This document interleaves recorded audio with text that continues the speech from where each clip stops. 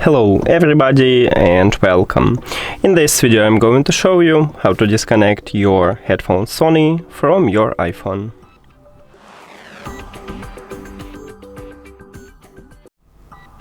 You have to start by open settings and then go to the Bluetooth. Now at the device list click the information icon near to your headphones. And right here at the third line we have a button what called disconnect, and you need to tap on it to disconnect your headphones. But before I tap on it, I will tell you the difference between disconnect and unpair.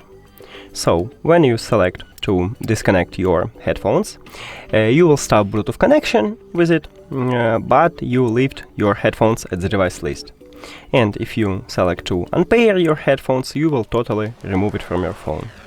Now I just tap on it, and as you can see, it disconnected from my phone, but I still have it at the device list, so I can easily reconnect it by just tap on it, if my headphones is turned on, of course. And that's it. Thank you for watching this video. If you found it helpful, please consider subscribing to the channel and leave the like on the video. See you later!